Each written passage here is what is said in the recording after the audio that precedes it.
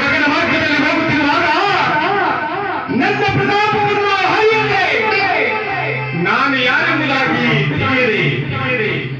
ನನ್ನನ್ನು ಎಳೆದ ಎದ್ದ ರೂಪಿಯನ್ನು ನಾನಾವಿಧವಾಗಿ ತಿರುಗುವುದಿಲ್ಲ.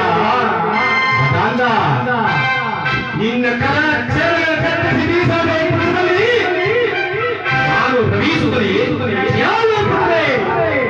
ಪರಮಾತ್ಮ ಕಾಪಾಡಿದ ಈ ಹಸುಗಂಧದ ಮೇಲೆ ಬೇಡ ಎಂಬುದಾಗಿ ಶನೇಶ್ವರ ಪಾದಾರವಿಂದಗಳಿಗೆ ಬಿದ್ದು ಯಾವ ರೀತಿಯಾಗಿ ಬೇಟಗಾರನೆ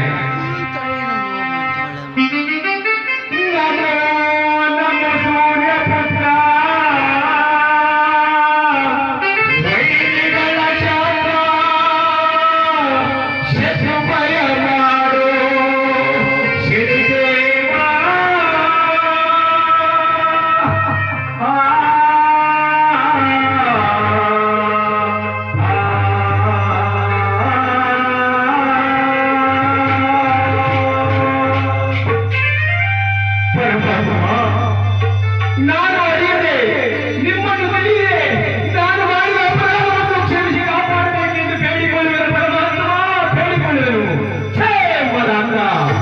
ಕಾಪಾಡಬೇಕು, ನಿನ್ನನ್ನು ಮನ್ನಿಸಬೇಕೆ ಎಲುವು ಮಠಂದ ನಾನು ನಿಮ್ಮನ್ನು ಯಾರೆಂಬುದಾಗಿ ತಿಳಿಯದೆ ಅರಿಯದೆ